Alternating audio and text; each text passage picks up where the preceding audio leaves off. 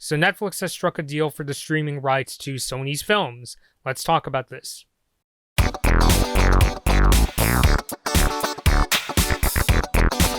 Hey everybody, Bloodmoon Bobby here. So as I said in the intro, Netflix has struck a deal for the streaming rights to Sony's films, which include movies under their Columbia, Sony Pictures Classics, Screen Gems, and TriStar Pictures labels.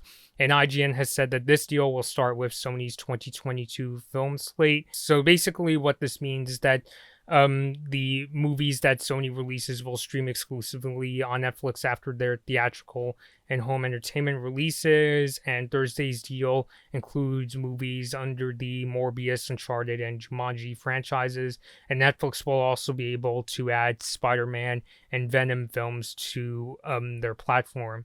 And IGN also said that Netflix will have first look rights to Sony's movies that are made for the streaming market, but the deal doesn't necessarily stop Sony from selling these streaming rights to other platforms. And Variety also said that Netflix will license an unspecified number of Sony's older movies, and they also said that sources told them Netflix is working on some sort of theatrical film licensing agreement beyond the Netflix deal.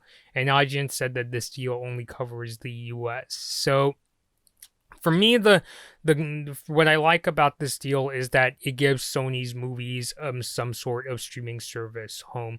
As much as I do like checking out the newer streaming services like Disney Plus, HBO Max, Peacock, and Paramount Plus, as much as I do like giving those services a chance, I know it can be really hectic to subscribe to a ton of streaming services, and I've said before in quite a few videos I've made that because of all these studios wanting to have their own streaming services, people are probably going to have to pick 2 or 3 of those streaming services. Basically, they're going to have to pick in terms of which content they prefer. So the good news is that with Netflix being an already established platform that many people enjoy using, it gives them a chance to get their hands on a lot of those Sony movies coming out, much like how they're coming out with movies like The Mitchells vs. the Machines and Witch Dragon. And this probably means that when Spider-Man Into the Spider-Verse sequel comes out, when that movie gets done being released in theaters and after it's released on video-on-demand services, then there's a possibility that it could come to Netflix. I remember when the first Spider-Verse movie came to Netflix, it was a really big deal, which I could understand because I was a really huge fan of the first Spider-Verse film. I guess what might be a little confusing about this news is I think that if I was somebody who really followed the Marvel Cinematic Universe, I'm wondering if this might confuse some MCU fans, because I think ideally it would be really great if all the MCU movies were put under one roof, like if they were released under Disney Plus.